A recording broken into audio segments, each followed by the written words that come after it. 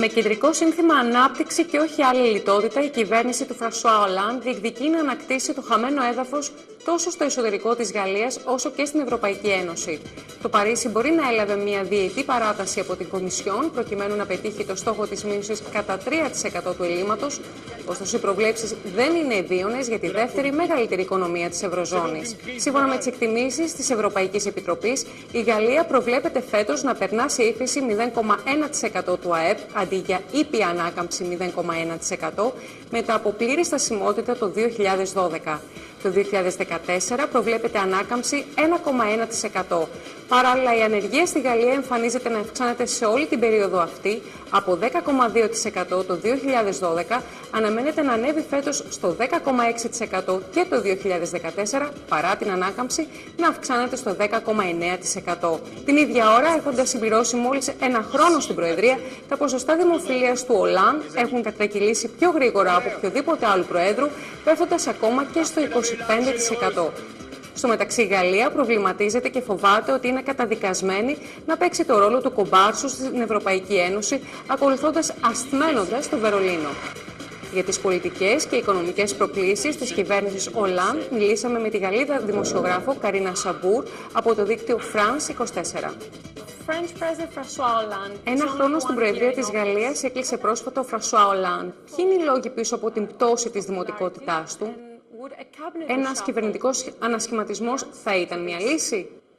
Well, you know, the previous president in France, like Jacques Chirac, for instance, or Nicolas Sarkozy, have also experienced a significant drop in popularity over their first year in office.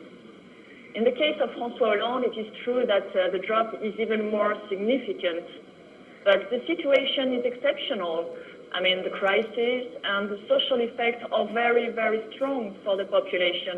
The population is more affected by high unemployment or factories closing down than the effects of the reforms that by nature are very long to be felt.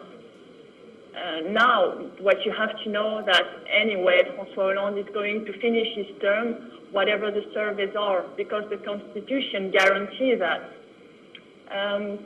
Concerning the reshuffling, I think it's probably a short-term solution that is going to calm down the population and the media probably for a couple of days. This cabinet, in the long run, more than a reshuffling, needs more clarity. They need one message, one clear message, and to put an end to all these divergent voices within the cabinet, including within the Ministry for Economy. They need one clear message and to explain the reforms, why these reforms are so necessary today in France. Πόσο διαφορετικά είναι τα προβλήματα της γαλλικής οικονομίας σε σχέση με τις άλλες χώρες του Ευρωπαϊκού Νότου? Ποιες λύσεις προτείνουν οι ειδικοί στη Γαλλία? Well, you know, France is doing better than the Eurozone average. It's doing better than the southern countries in terms of unemployment, growth, debt, deficit. But it's true that the figures are definitely not good. And France is the second economy of the Eurozone, so it has to be a model. Now there are voices in Berlin, Frankfurt, or Brussels saying that France is the new sick man of Europe, which I found myself a bit exaggerated. What is true is that in France, large sectors of economies lack of competitiveness. But in the same time, there are sectors, look at the subcontractors of Airbus, for instance. They are very innovative and they are doing well. Now, loads of large sectors such as car industry, manufacturing, computering, they need more innovation, they need more investment. Labor costs and taxes cuts are not the only thing to do. I mean, innovation is very important. Οι Ευρωπαίοι ηγέτες, συμπεριλαμβανομένου και του κ. Ολάντ, μιλούν για την ανάγκη εφαρμογής μέτρων ανάπτυξης. Πόσο εφικτά είναι αυτά τα μέτρα για τη Γαλλία, όταν η ύφεση έχει χτυπήσει τη βιομηχανία, υπάρχει άνοδος της ανεργίας και το Παρίσι καλείται να ακολουθήσει μια σφιχτή δημοσιονομική πολιτική? Well, that's the main difficulty.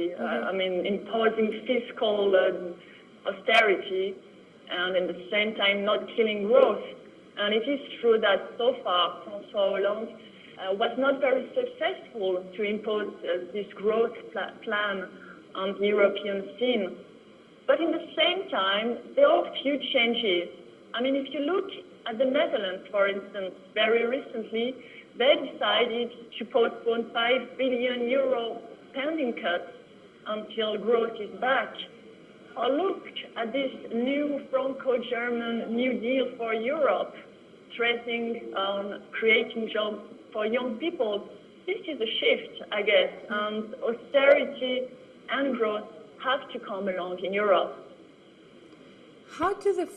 Πώς αξιολογούν οι Γάλλοι και τα μέσα ενημέρωσης στη Γαλλία τη χρονική διορία που δόθηκε στο Παρίσι για μείωση του ελλείμματος? Έχουν πιστεί πως αυτό σηματοδοτεί το τέλος της λιτότητας στην Ευρώπη, όπως έχει δηλώσει ο Γάλλος Υπουργός Οικονομικών Πιέρ Μοσκοβισή? Well, with no surprise, the opposition media were very critical and said that was another evidence of the government's policy failure. And on the other hand, other media said that it was a very welcome birthday present from Brussels. But both of them agree that France needs to continue and strengthen the reforms. And including the government and including Pierre Moscovici said that reforms have to carry on and to be accelerated. He never said it was the end of austerity, and if it was understood like this, it was a misunderstanding, and it was probably due to ill communication of the government. France has, did a lot of tax rise last year, or basically they put back taxes that had been removed by the previous government. And there is this general feeling that this year is time for spending cuts and time for reforms. And there are few reforms on the agenda concerning family allowances or pensions. The Prime Minister today were receiving trade unions, social partners to start the talk on the new reform pensions, which is going to be a big issue in France. I don't think that's the end of the effort for France. Last but not least, how does Paris see its relation with Πώς βλέπει το Παρίσι τη σχέση του με το Βερολίνο? Δημιουργεί πρόβλημα η έλλειψη χημείας μεταξύ Hollande και Μέρκελ που υπήρχε μεταξύ Μέρκελ και Σαρκοζή? Nicolas Sarkozy once enjoyed. Well, in reality, a relationship between France and Germany have always been difficult and always been tense. In the case of Nicolas Sarkozy, the difference was Angela Merkel was deciding, and Nicolas Sarkozy was announcing Angela Merkel's decision, which can't work anymore for sure. You have to bear in mind that François Hollande is not from the same political family as Angela Merkel. That's true. But there's nothing to be worried about because eventually, and especially in crisis time, compromise prevails between France and Germany. And we are definitely going towards more austerity, more reform, but at the same time we're going towards more solidarity. I mean, Europe cannot flourish only on austerity.